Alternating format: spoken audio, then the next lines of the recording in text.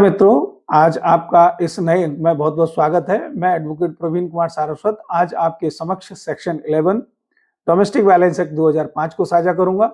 इसमें जो है सेक्शन 11 में जो कहा गया है कि ड्यूटीज ऑफ गवर्नमेंट यानी सरकार के कर्तव्य।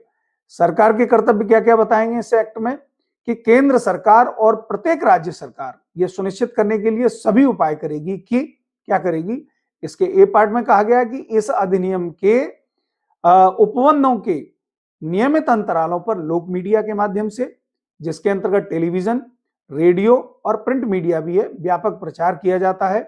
बी पार्ट में इसमें कहा गया है कि केंद्रीय सरकार और राज्य सरकार के अधिकारियों, जिसके अंतर्गत पुलिस अधिकारी, न्यायिक सेवाओं के सदस्य भी हैं, इस अधिनियम द्वारा उठाए गए विवादकों पर समय समय पर सुग्राहीकरण मतलब जागरूक और जानकारी प्रशिक्षण दिया जाता है।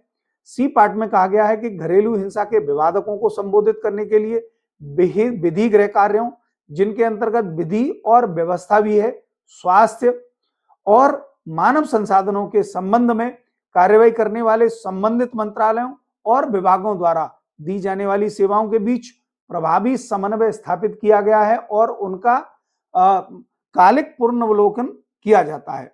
इसके डी पार्ट में इस अधिनियम के अधीन महिलाओं के लिए सेवाओं के लिए परिधान से संबंधित विभिन्न मंत्रालयों के लिए प्रोटोकॉल, जिनके अंतर्गत न्यायालयों को तैयार करना और किसी स्थान पर स्थापित भी करना है।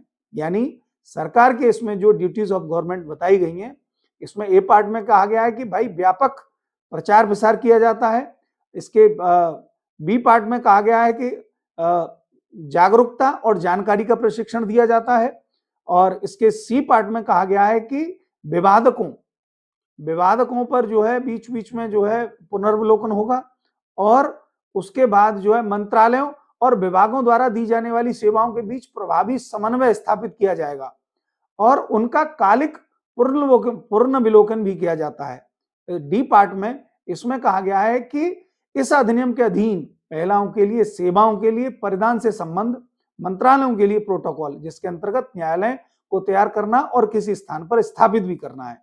ये जो है सरकार के कार्य हैं। इसमें आगे फिर हम जो है नेक्स्ट सेक्शन 12 में फिर आपसे मिलेंगे। बहुत बहुत धन्यवाद।